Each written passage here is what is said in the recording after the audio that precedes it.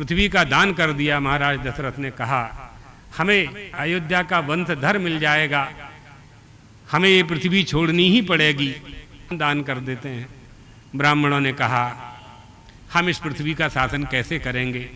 शासन करने की जो योग्यता है वो राजाओं में है, क्षत्रियों में है, आप ही इसका शासन करें, हमें शासन नहीं करना है। महाराज दशरथ बोले कि हमने दान कर दिया है, अब दान की हुई वस्तु हम कैसे वापस लें?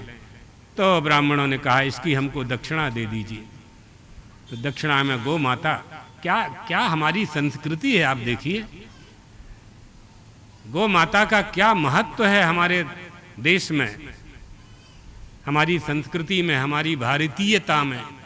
तृणम चरंती अमृतम क्षरंती, घास चारा खाती है गौ माता, अमृत जैसा दूध देती है।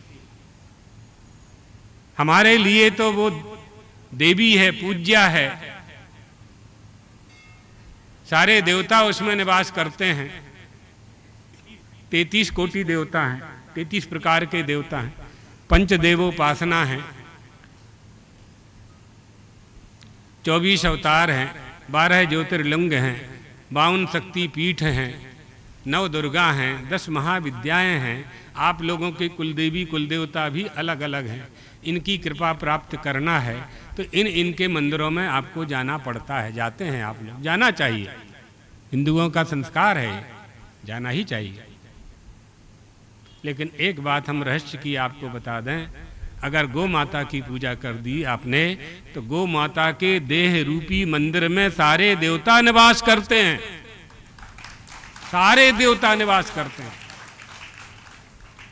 इसलिए गोग्रास निकाला जाता था, गोग्रास निकाला जाता था। आप लोगों के जो सयाने थे, माता पिता, दादा दादी, नाना नानी, एक रोटी में चावल, उसमें दाल, उसमें सब्जी, कुछ मीठा बना है तो वो, नहीं बना तो गुड़ का टुकड़ा, ये रख करके और दादा दादी जा करके गाय को दे देते थे। अब देखो गौ माता का शरीर ऐसा है, देहधारी गौ माता का, कि उसको तो एक मन चाहिए और आपने एक रोटी दी है, तो एक रोटी से उसका पेट तो नहीं भरने वाला है, लेकिन आपको स्वर्ग मिलेगा, आप नरक जाने से बच जाएंगे। वो एक रोटी, वो गौ माता एक रोटी से तृप्त होती है, भूख की बात नहीं है, आपके भावना की बात है, आपके संस्कार की बात है, आपकी गौ माता के प्रति निष्ठा सिद्ध होती है।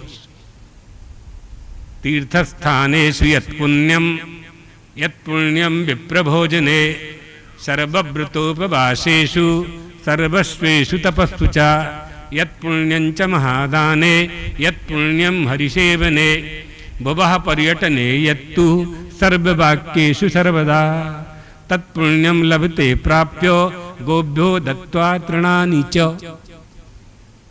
पृथ्वी के सारे तीर्थों की यात्रा करने से जिस पुण्य की प्राप्ति होती है, ब्राह्मणों को भोजन कराने से जिस पुण्य की प्राप्ति होती है, कन्या भोजन कराने से जो पुण्य की प्राप्ति होती है, यज्ञ करने से जिस पुण्य की प्राप्ति होती है, वेदों का पाठ करने से जिस पुण्य की प्राप्ति होती है, भुवः पर्यटने यत्तु, पृथ्वी की परिक्रमा करने से जिस पुण्य की प्राप्ति होती है, अश्वमेध यज्ञ आदि करने से जिस पुण्य की प्राप्ति होती है, उस पुण्य की प्राप्ति गौ माता को इतना सा घास दे देने से हो जाती। गोभ्यो दत्त्वा तृणानि च, अरे हिंदुओं गो पालन करना चाहिए, शास्त्र का आदेश। तुम्हारे पूर्वज घी दूध खा करके ही तुम्हारी सृष्टि को आगे बढ़ाया है उन्होंने, इसलिए आधुनिकता के प्रवाह में अपनी अपनी संस्कृति को मत बहने दो। प्रत्येक हिंदू को गो पालन करना चाहिए।